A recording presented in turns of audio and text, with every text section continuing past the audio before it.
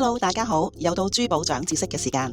今次同大家講下 Gasfield Ruby 填充玻璃紅寶。咁究竟乜嘢係填充玻璃紅寶石呢？ Gasfield Ruby 就真係將 Lead Glass 注入一啲質素極低、充滿裂紋，基本上唔可以用嚟做珠寶嘅劣質紅寶，令佢哋表面睇落好似好完整咁，仲可以用更高嘅價錢賣俾消費者啊！但係呢種嘅 Gasfield Ruby， 我哋行內人根本就唔會當佢係天然嘅紅寶石，所以呢啲充滿裂紋嘅寶石價錢極低。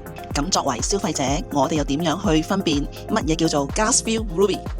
第一，顏色望落一啲都唔自然，顏色非常實色，同埋冇乜火彩嘅。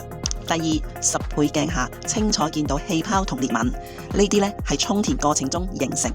第三，要留意光嘅折射，喺光源下搖下佢，有時會見到藍藍橙橙嘅玻璃彩光嘅，就好似玻璃崩咗角嘅表面反光。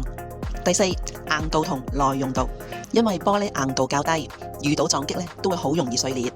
另外，玻璃耐用度較低，遇到高溫有機會溶解，或者酸性嘅化學物，例如酒精、清潔劑，一樣有機會溶解嘅。高質天然紅寶石一定要鮮豔濃郁、有層次、有火彩，價值不菲，千祈唔好貪平啊！大家記住前面嗰4個辨別方法啦，咁樣做就可以避免中伏噶啦。